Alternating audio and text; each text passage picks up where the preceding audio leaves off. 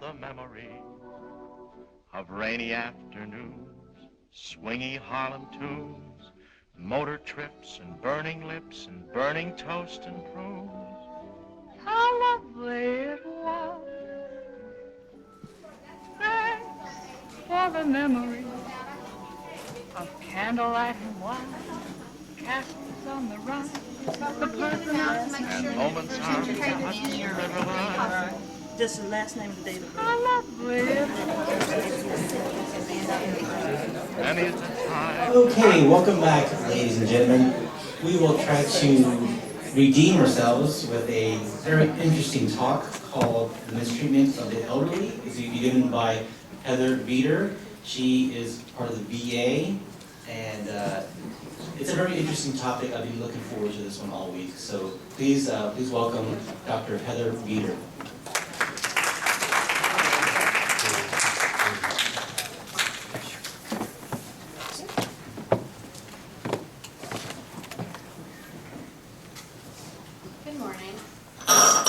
That's good. Okay. Sorry for those of you who cannot see me over there. So I'm Heather Veeder. I'm one of the Hospice and Palliative Medicine Fellows, finishing up my fellowship here next week. So my topic today is elder mistreatment. Chose this because it is something that hasn't been very studied, or I guess it has, but it's really hard to figure out what the numbers are and what risk factors are most important, and we need to figure out how to address it, how to screen for it, and what we can do to help those who we find out are either at risk or they are being mistreated. So definition, World Health Organization has a long definition about, there's an expectation of trust that is breached. It causes harm or distress to an older person. They include physical, psychological, emotional, sexual, and financial abuse and neglect. So the simpler explanation is the second bullet. Physical, emotional, and sexual abuse, financial exploitation, abandonment, and neglect of those who are 65 years of age or older. So the history of this, it's fairly recent phenomenon, the idea of elder abuse and looking for it. In the 1950s, when social services were really kicking into gear, they noticed that there were elders that weren't able to care for themselves, they weren't able to protect themselves. So we had some early adult protective services.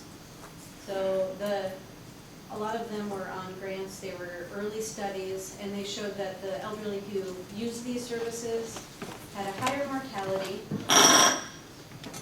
higher institutionalization, and the programs were expensive. That being said, they didn't have a reason why. So surprisingly, in spite of these findings, Congress passed legislation to protect elders in Social Security. They established APS in every state. So, they had these findings of higher mortality, high costs, but they didn't have a reason why. So in spite of the additional costs, they felt that protection was more important. So in the mid-70s, just after APS was established, granny battering was introduced to congressional hearings, and this is really what sparked widespread interest. There was a lot of focus on educating the public and within the structure that was already in place. In 1989, National Center on Elder Abuse was funded by Congress, and since then, we've just progressed, but those are the founding tenets of adult protective services in the United States. So as far as numbers go, we don't really have a good estimate of the number of elders who are mistreated. From the studies that have been done, and there are a number of studies, both within nursing homes, hospitalized, and ambulatory patients, just in the community. It shows that neglect is by far the most common type of abuse or mistreatment. And I do want to say, I use the word mistreatment more often than abuse, because in the studies, the elders that they interviewed, the people that they surveyed, they so balked at the word abuse that they had a hard time getting them to progress. When you use the word mistreatment, it was much more acceptable and they were more willing to talk about it. So from the early studies from APS and law enforcement, this is where we have early studies of abuse. It's not self-reported. As it has become, I guess, more mainstream, more people knowing about it, they have done more studies interviewing the elders themselves, whether it be self-reported or they also... Hello, welcome to the conferencing system. Please enter the conference number followed by the...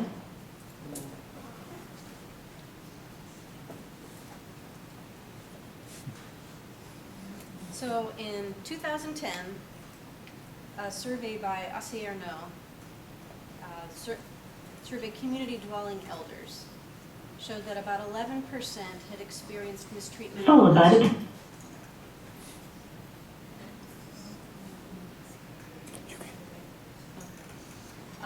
11% of community dwelling elders had experienced some sort of mistreatment in the last year. This did not include self-neglect, though, and we know that's the most common type of mistreatment. In 2007, Cohen surveyed hospitalized patients and their caregivers, found an abuse rate of 20%, 21%, almost 33% were at high risk of abuse, but only 5.9% reported. So in this study, it's a combination of self-report, caregiver report, and what the medical personnel found.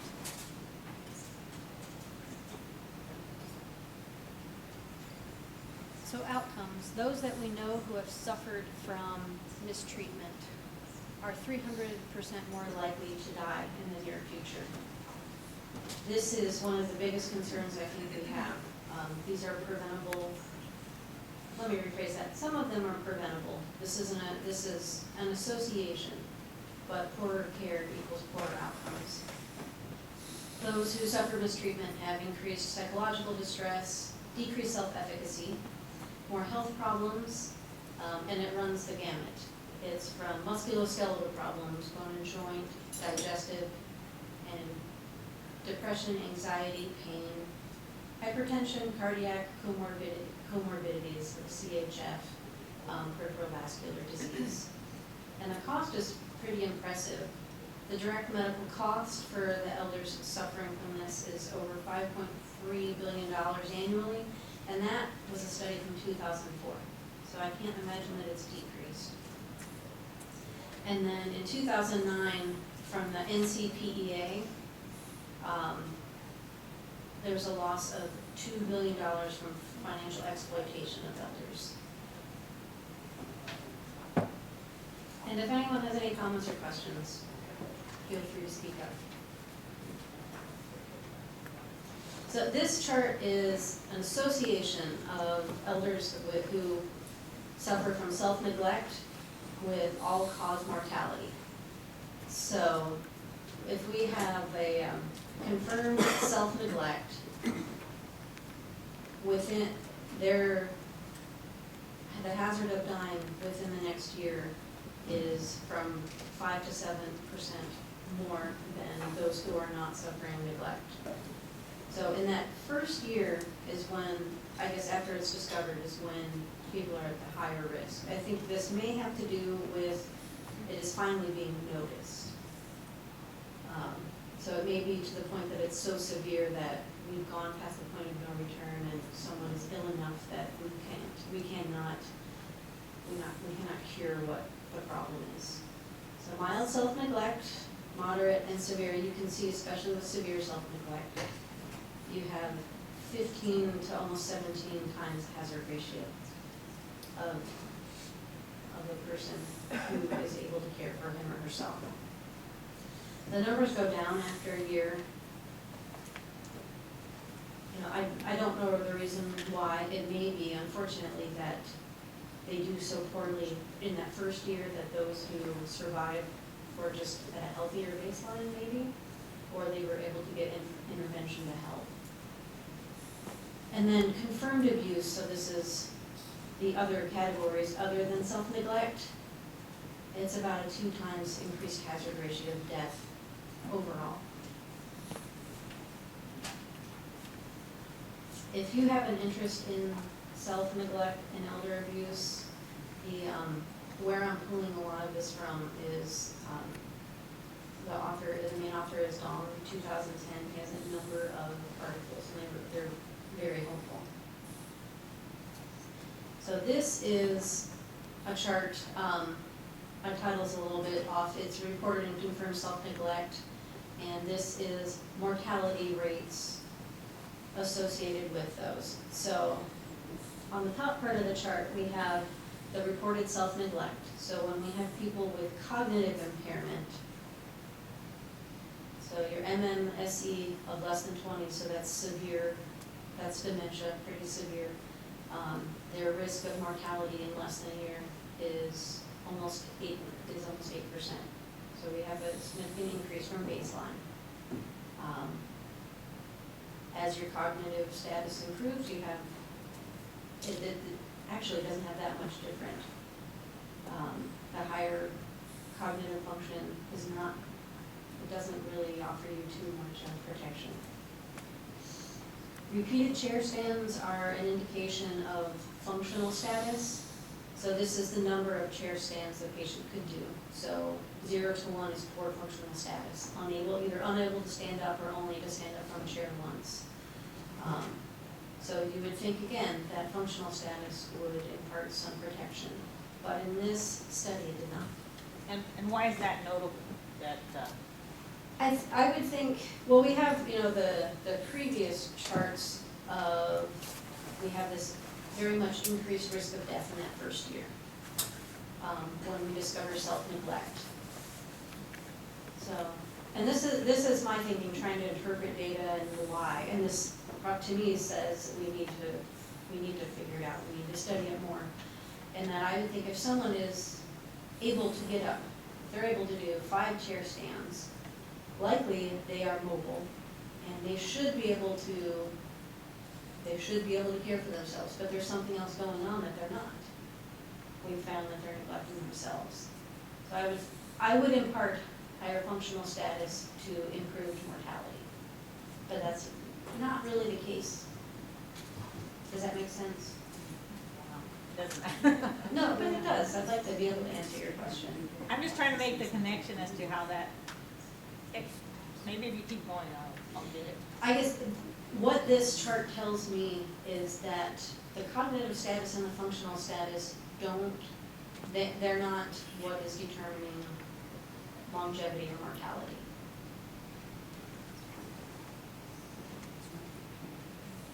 So it's a chart to show you there's not that much difference between them. And that was reported self-neglect. Those with confirmed self-neglect, it's the same thing. It is, when we find that someone has self-neglect, if we're able to intervene, we need to aggressively, because their risk of mortality is increased. So ways to screen for elder mistreatment. The mini-cog is a very helpful tool. It's brief, it doesn't take much time, and it's a pretty good indicator. If you're in an office where where you do this and then you have concern for dementia, you can refer someone to a specialist to evaluate. This is a screening tool. The first thing we do is we tell the patient we're going to do this, and then we have them listen, and you give them 3 words. If someone has had enough of these, you may need to change the words. And there's also a Spanish version of this. So I say the word apple, watch, penny, and I have the patient repeat back to me. I can do that a couple times to make sure they're repeating those 3 words back. Then we distract them with a clock drawing test. So we have the circle there, And I ask the patient inside the circle, and we actually use these words. Inside the circle, draw the hours of a clock. Place the hands of the clock to 45 minutes past 10 o'clock. Some of the others say, you can say 10 minutes until 2 o'clock. We don't want to tell them, say, 10:45. They need to be able to process the way that we said those words. So we have them draw that, and then we return back to, can you tell me those 3 words that we said? The clock drawing pretty much needs to be perfect. You want that circle with 12, 1, 2, 3, 4, all the way back to 11 in the right places with the hands pointing to the right place. That is the biggest indicator of dementia. That's the strongest indicator. So if the patient wasn't able to even recall any words, they're considered to have dementia. If they recalled all 3 words, they're considered not to have dementia. If you're in between with 1 or 2 words, then you use the clock kind of as the deciding factor. Just remember, it's a screening tool. It's not perfect, but it will give you a good indication of where that patient is cognitively.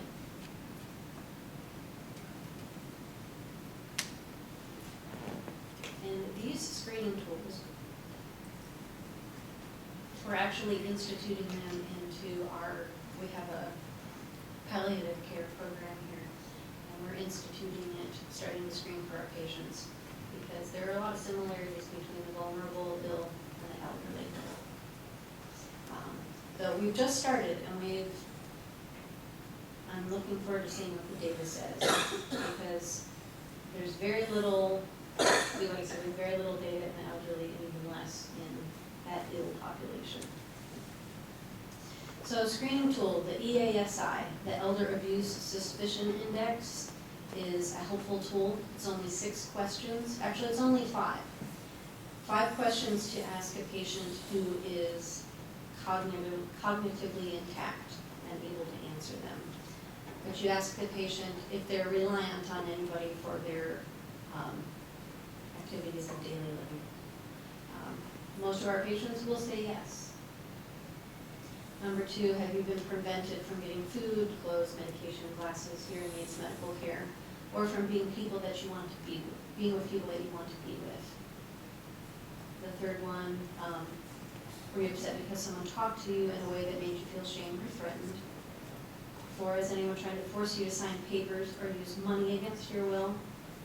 And 5, has anyone made you afraid, touched you in ways you did not want, or hurt you physically? So in these 5 questions, we are hitting all types of elder mistreatment in a pretty brief survey. The 6th question, it says doctor. It's for whoever is administering it, whatever clinician. And these are things to look for. How is eye contact? Are they withdrawn? Do they look malnourished? Are there hygiene issues, etc.? We're looking for signs of concern for mistreatment. And these questions are all really over the last 12 months. So any answer on here is not necessarily indicative that someone is being mistreated. These are risk factors. So if someone is, I almost always expect, number 1 is almost always going to be yes. So just because someone is more reliant on others means they're at a higher risk. So we need to evaluate. We need to see what other risk factors are there. So we have this, and then if you, yes? As a hospice social worker, one of the ones that I became aware of is a lot of CNAs becoming a provider to people who are alone, and then becoming like family, and they have a real financial stake in the person staying alive because they've got their job and their living situation. And what I ran into was that they would not let them sign do not resuscitate DNRs. Really? Really. And I had one patient specifically that for years she wanted so badly to sign it, and I had it right there ready for her to sign. And then the other person was so manipulative and she'd say, oh, forget it, it's not worth fighting with them about it. So it's not just forcing to sign papers, but where somebody has that financial investment, Mhm. the person staying alive. This woman had a serious heart condition. She wouldn't let her have the right to sign her own DNR. That's impressive. And we finally would not work, we revoked it, and we wouldn't work with them. We now have to. Yeah, and we do, we think of family caregivers, not paid caregivers, but that's. This was a paid, then there are people out there preying upon the single elderly people before them. And this, it falls to us to monitor for this, to try to keep you, people safe. Of course. Good. Yes. I'm sorry, could you repeat what she said? We could hear that. Oh, she was talking about, she's a hospice social worker, and she encountered a CNA Yeah. who was caring for a patient, but also, because of that, was financially invested in the patient continuing to stay alive, and she manipulated the patient into not signing DNR paperwork. So, yeah, that doesn't seem to be quite the intent of going in hospice.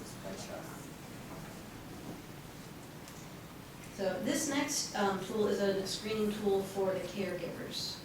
So if you're in an office setting, sometimes you have the caregiver present, sometimes you don't. If you do, now the only problem with this is you can't have that title on there. If they are filling this out, you can't say, well, I'm going to ask you the caregiver abuse screen. You know, so, you know, what I generally do is, what we're doing, we actually have it on, we have it as, right now it's a survey monkey, it's an online questionnaire. So we're asking people and entering the answers in ourselves. If I were to have this as paper in my office, I would just not have a title. I would say something like, you know, we know it's really hard to be a caregiver. This is a lot of stress on you, because it is. And we want to make sure you're doing okay. Because again, this is screening. So if someone's at high risk and there isn't abuse going on, maybe we can intervene.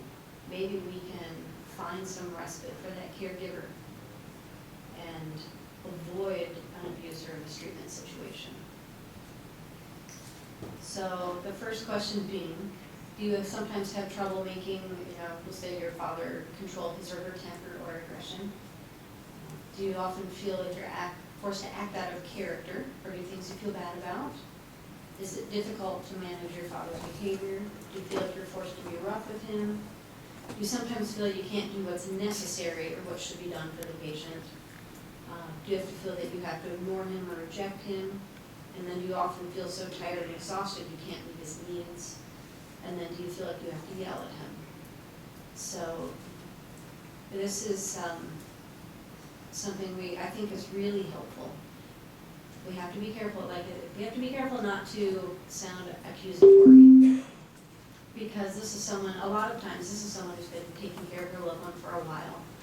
A lot of them have had to quit their jobs or take a lesser paying job. It's a big sacrifice and it's hard work, especially if we have someone with a dementia with behavioral issues and that person is aggressive. You have to be safe.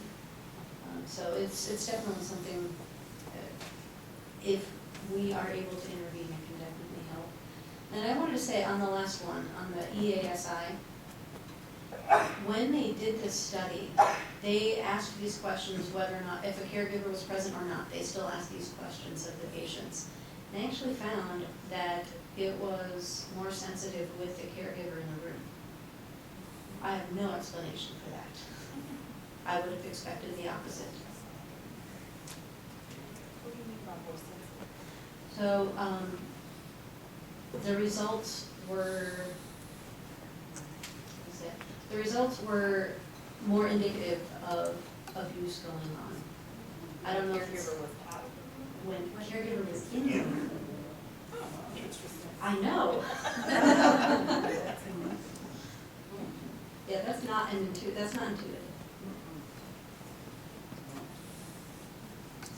So risk factors for elder mistreatment. So, and I think a lot of us kind of know these already, but for self-neglect, lack of support is the biggest risk factor. But overall for mistreatment, caregiver burden, both subjective and objective. So if I as a clinician see a lot of burnout, or that the caregiver is reporting a lot of burnout, those are red flags that we need to address. And I have to say at the VA, a lot of times we're in a good situation. We have good social workers here. We have other support here, chaplains, and the psychological support can be life-saving. If there's a lower education of the caregiver, especially if the person has a complicated illness, the patient does, if the elder's functional disability is a high disability, and there's also a lot of family dynamics and factors that are very individual. In the literature, there's some examples of elder abuse where the elder was previously the abuser. So we have an elderly gentleman who abused his wife for years, and now she's in a position to repay him. And going back to the other one as to it being more noticeable with the both parties being there, that makes sense to me because, you know, it's like the being hooked up to a lie detector. The person that they're asking you questions about is right there, and you can become nervous because they're asking them questions. So it being brought out, I think, is more, to me, it makes more sense that it would be revealed in that essence. Were you able to hear that? Yes, thank you. That's rarely a good protocol to have the elderly individual and the caregiver in the same room doing an interview. Good or bad? What did you say? Because when I was in adult protective services, we were looking for indicators, but we interview them separately because you get different stories. Right. Okay? When they're together, one of the indicators would be the eyeball-to-eyeball contact with the elderly. She would be looking at the caregiver for acceptance. Was my answer good? Was my answer bad? Right. Because sometimes there are repercussions. For honesty? Yes. The other thing is, if the caregiver doing your screening process answers yes to a lot of the questions, then that is a high risk factor that there is caregiver abuse. And despite your intervention, the law still requires adult protective services to get in there. Yes. Yes.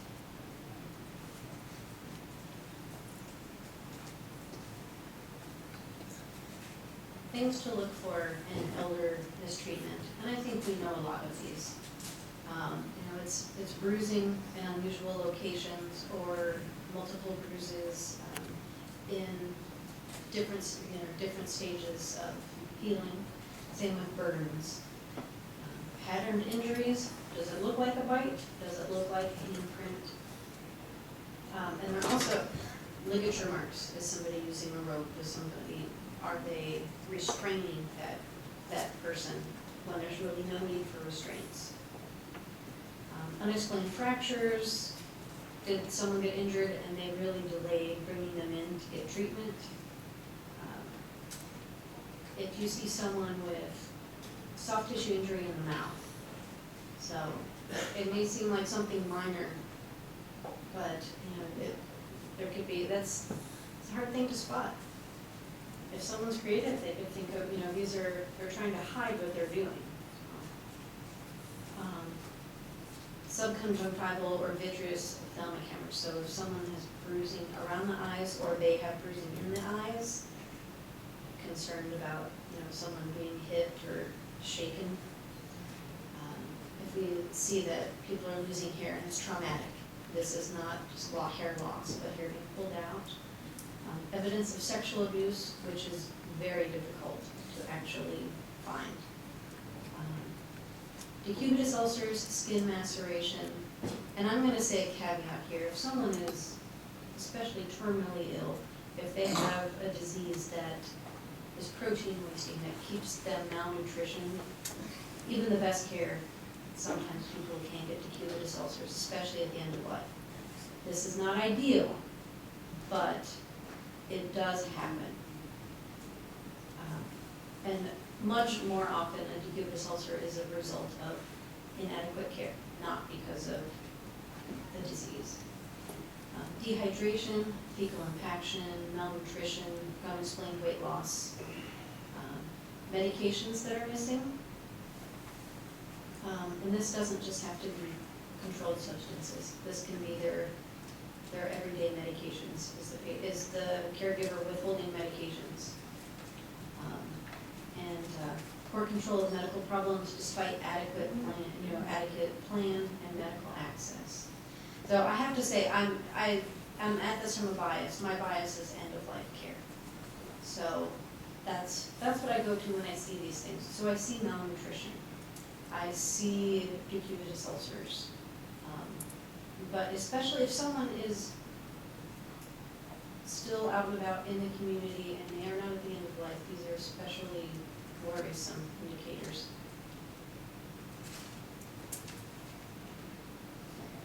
So, and I will get to that it is required, but reporting barriers for elder mistreatment, there are a lot of them.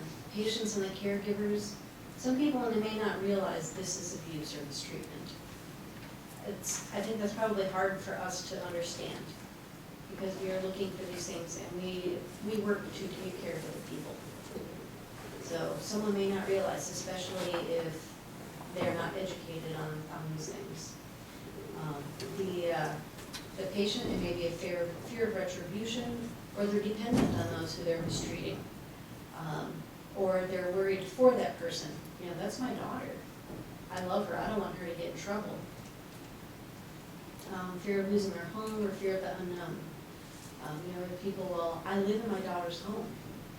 If I don't live with her and she doesn't take care of me, then I don't get anywhere to go.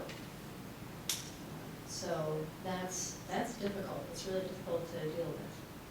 From the medical, social, psychological, chaplain, all of that, from that personnel, lack of awareness, which is why we're having this talk now. Concern that it violates the trust with our patients. We aren't sure how to report. It seems like we report and then nothing happens. Or the patient can decline intervention. It's a little bit different with elder, but that can happen. And then fear that the intervention will worsen the situation. If I report this and they find out, then I'm afraid that that caregiver is going to do something more. So this is an algorithm. I don't know how well you can see that. This is from Hoover, an article in 2014 of how to manage if we suspect some elder abuse. So depending if the patient is cognitively impaired, if we think they may be, then we can do that mini cog screen.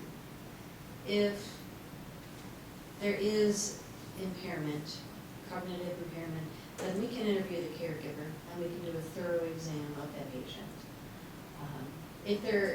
If the patient is cognitively intact, we interview that patient. We also want to interview the caregiver if the caregiver is present. You're still doing a thorough examination. And from there,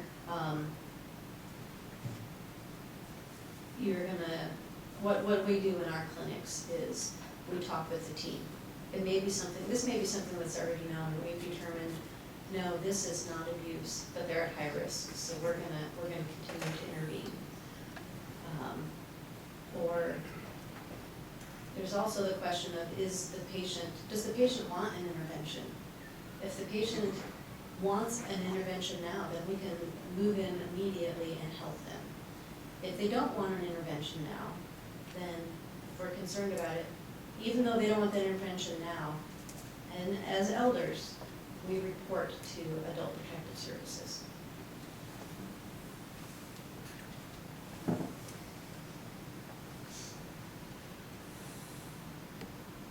So, like we said, we have to report to Adult Protective Services.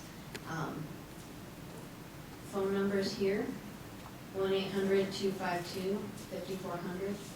So that's if someone is in their own home or someone's home. If they're in a facility, that's an 800 number, 647-7418. There are also, you can go to their website and do it that way. So you are protected. If you are reporting in good faith that you are concerned about abuse, you are protected from liability.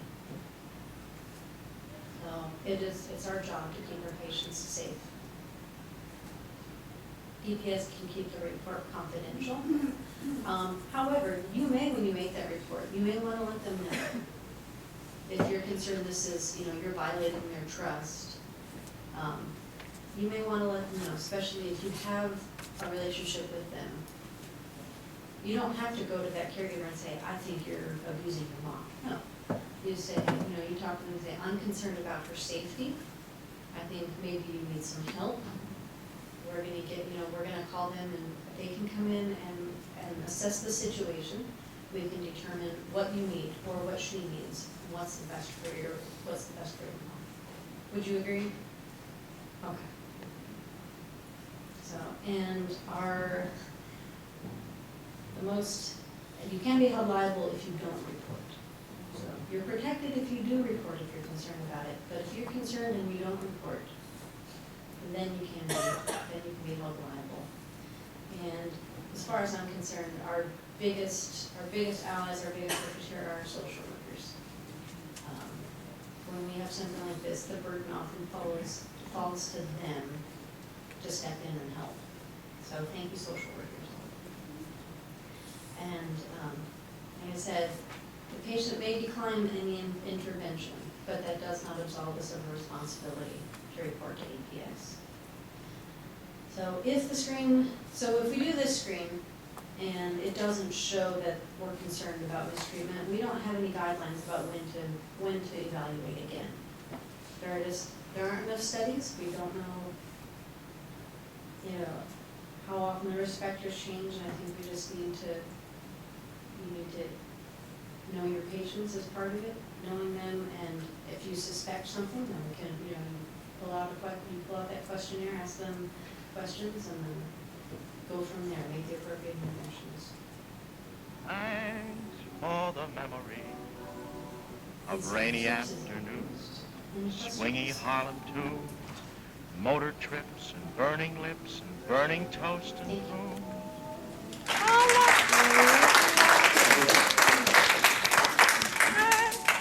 For the memory of candlelight and wine, castles on the Rhine, the Parthenon, And moments on the Hudson River line.